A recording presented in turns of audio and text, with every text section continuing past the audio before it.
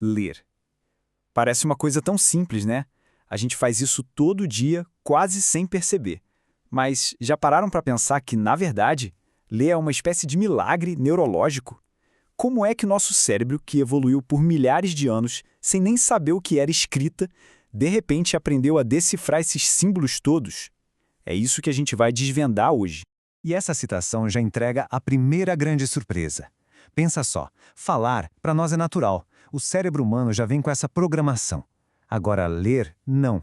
Ler é uma invenção, uma tecnologia que o nosso cérebro precisa literalmente aprender a usar. Ele tem que adaptar circuitos que originalmente serviam para outras coisas.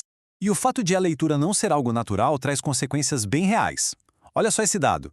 Quase 1/3 da população brasileira tem dificuldade para usar essa habilidade no dia a dia.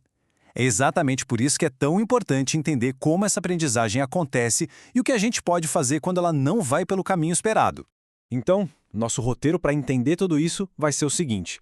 Primeiro, vamos mergulhar nessa ideia de que ler não é natural. Depois, vamos conhecer as duas rotas que o cérebro cria para ler. Aí, a gente vai ver o que acontece quando a leitura é difícil, analisar o famoso debate dos métodos de ensino e, por fim, fechar com uma visão que une tudo, o conceito de alfa-letrar. Ok, vamos lá. Seção 1. O ato não natural da leitura. É aqui que a gente entende por que ler precisa ser ensinado de forma clara, explícita. O ponto-chave é esse aqui. Não existe um centro de leitura que já vem de fábrica no cérebro. O que ele faz é reciclar e conectar áreas que já existem. Por exemplo, uma região lá atrás do cérebro, que a gente usa para reconhecer rostos e objetos, é tipo sequestrada para se tornar uma especialista em reconhecer letras e palavras. É um exemplo simplesmente incrível da plasticidade cerebral. Beleza, seção 2, as duas rotas do cérebro. Então, como é que funciona esse novo circuito? A ciência mostra que ele opera por dois caminhos principais, duas estratégias diferentes. E isso é perfeitamente explicado pelo chamado modelo de dupla rota. Dá para pensar nele como se fosse o software que roda no hardware que o cérebro construiu. Ele nos dá duas maneiras de processar uma palavra escrita. E a gente usa as duas o tempo todo, dependendo da palavra que aparece na nossa frente. E aqui a gente vê a diferença na prática.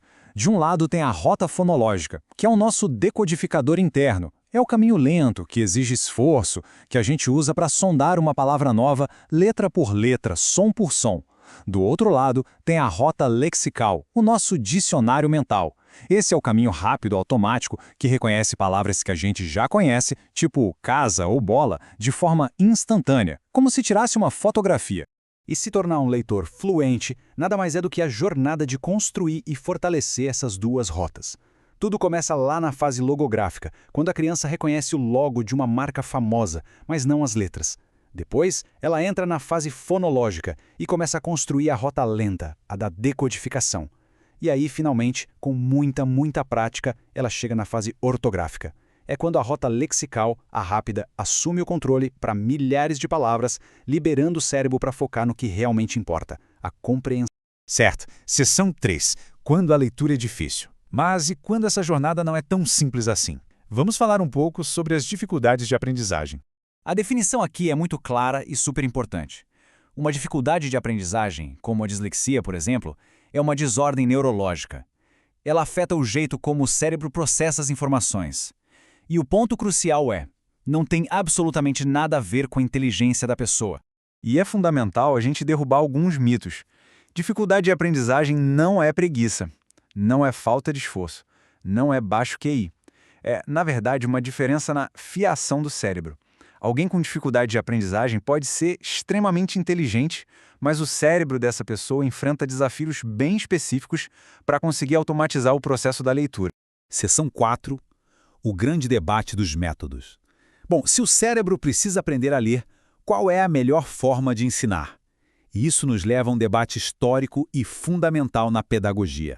De um lado da arena, a gente tem o método fônico. Ele começa pela parte, ensinando de forma bem explícita a relação entre cada letra e seu som para construir a habilidade de decodificação. Ou seja, o foco é fortalecer a rota fonológica. Do outro lado está o método global. Ele parte do todo, a palavra, a frase, o texto. O foco aqui é no reconhecimento visual e na compreensão pelo contexto, com a ideia de que a criança vai meio que, por conta própria, descobrir as regras do código.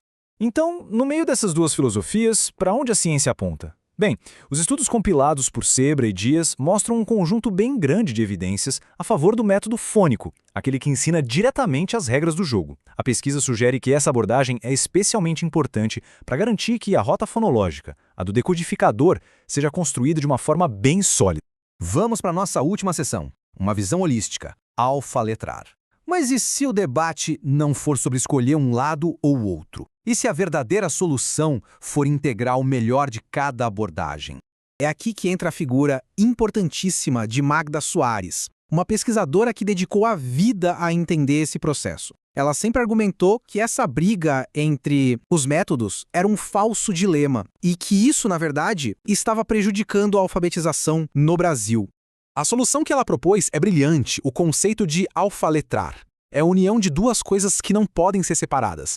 De um lado tem o alfabetizar, que é ensinar o código, a tecnologia da escrita, as relações entre letras e sons, aquilo que o método fônico faz bem. Do outro lado tem o letrar, que é inserir a criança no mundo da escrita, mostrar o porquê de ler, desenvolver o gosto pelos livros, algo que o método global valoriza muito. Não é uma escolha, percebe? É uma integração. Então vamos recapitular os pontos essenciais que vimos hoje. Primeiro, ler não é natural. É uma invenção que o nosso cérebro precisa aprender. Segundo, ele faz isso criando duas rotas, uma lenta para decodificar e uma rápida para reconhecer.